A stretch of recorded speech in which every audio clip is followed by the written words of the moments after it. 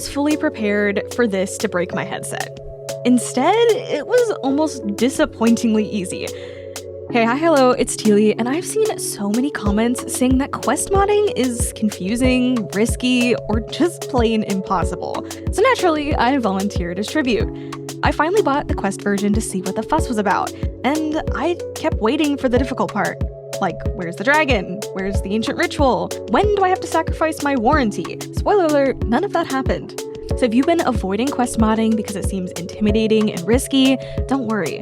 I'm gonna walk you through the whole thing step by step, explain why we're doing each step, and by the end of this video, you'll have custom songs, custom sabers, custom everything, and hopefully you'll realize that it's way easier than the internet made it sound. You ready? Let's do this. So before we touch anything, here is what you'll need. A MetaQuest headset. This can be the Quest 2, the Quest 3S, the Quest 3, any of those will work. You'll need Beat Saber purchased through the Meta store. This could either be on your headset or on your PC. You'll need a USB cable that supports data and not just charging. This isn't your charging cable, this is like a link cable. And finally, you'll need a computer or laptop with access to a web browser. Got those together? Great. First thing we need to do is enable developer mode. Now, this sounds really intimidating, but all it does is tell your headset that it's okay to install apps that don't come from the Meta store. Meta hides this all behind a developer account, but creating one is completely free. Head over to the Meta developer website and sign in with the same Meta account that's connected to your Quest. That's important. After that, Meta requires you to verify your account. You can do this a couple different ways, through phone number, through an SMS, or an authenticator app. Then you'll be asked to create an organization. It doesn't really matter what you call it. Mine could literally be called Team Teal Industries or something, and Meta just wouldn't care. Once verification is complete, turn on your headset and then open the Meta Horizon app on your phone. Once it's connected, tap on your headset, go to headset settings, then developer mode, and switch it on. If you don't see this option immediately, give it a couple minutes or just restart your headset. Sometimes Meta takes a little bit to realize that you've actually enabled developer access. Once you switch it on, congratulations, you're officially a developer. But please use your new powers responsibly, okay? Now, before we go in and mod anything, let's stop Beat Saber from updating itself. Since Beat Saber's mods are updated by the community, whenever Beat Saber updates, those mods need a decent amount of time to catch up. So if your headset updates the game automatically overnight, you can suddenly wake up to a version that isn't compatible with your mods anymore, and everything just breaks. So before we continue, open your headset settings and disable automatic app updates. That way, you decide when Beat Saber updates, not Meta. If you ever want the latest version, you can always update manually once the modding tools support it. So once that's done, go ahead and plug your Quest into your computer or laptop using your USB cable. Inside your headset, you'll get a pop-up asking if you want to allow USB debugging.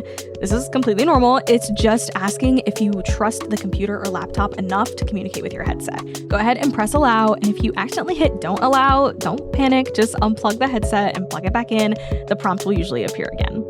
Once that's done, head over to your browser and look for ModsBeforeFriday. I've added a link for it down in the description. There is nothing to install here. It's just a website. When you're ready, go ahead and click the button that says Connect to Quest. ModsBeforeFriday should detect your headset automatically. Click on it and then hit Connect. Now, if it doesn't show up here, double check that your cable supports data transfer, developer mode is enabled, and USB debugging was approved. 9 times out of 10, it's one of those causing the problem. ModsBeforeFriday will automatically load up with the current version that's supported. You can go in and select other versions if you'd like to, but as of recording this video, the current version is 1.40.8. Once you've selected a supported version, click Mod My Game. Then wait. Seriously. This is where ModsBeforeFriday does all the heavy lifting for you. It downloads everything, patches the game, installs the required files, adds the mod loader, and installs the mods that you've selected. A lot of this is just sitting around and watching. The big thing here is to make sure that your headset remains on and connected. Once everything finishes, you'll see this screen, which allows you to add extra mods. Go ahead and look through and find ones that you like. Just note that the more mods you add, the more sluggish your game could be. When everything finishes and you're done adding extra mods, disconnect your headset and you can launch Beat Saber right away. Every once in a while, you'll get a warning that says the app has been modified. That's expected, just continue anyway. And if everything worked correctly, as it should, you'll see the mods menu, custom songs, and you're officially playing modded Beat Saber. Now, at some point, you may want to unmod your game. Here's how you do that.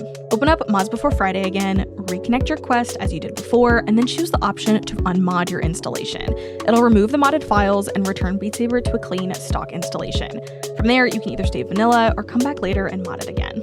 As like most things, something will probably break. That's just part of modding any game. So if you find that developer mode is missing in your Horizon app, double check that your developer account on Meta's developer website actually finished the verification. Sometimes people create the account but never finish the SMS or Authenticator app step. If you click Connect to Quest and your Quest isn't detected, try a different USB cable, as many cables only provide power. For this to work, your cable needs to carry both power and data transfer. Also, make sure that you clicked Allow when USB debugging appeared. Now, if you've run through all of these steps and the game still launches without your mods, go ahead and run ModsBeforeFriday again. It can often repair the installation automatically. And that's it. This was the biggest surprise that I had after finally trying Quest modding as a PCVR player. I expected it to be complicated. Instead, the hardest part for me was creating a Meta developer account. It was just a little bit tedious. Everything after that was mostly clicking buttons and just patiently watching the progress bars. So if this guide helped, I've also got one covering PC Beat Saber modding, plus another video walking through the differences I've found between Quest and PCVR if you're trying to decide which route is best for you. Thanks for hanging out with me. I'll see you in the next one.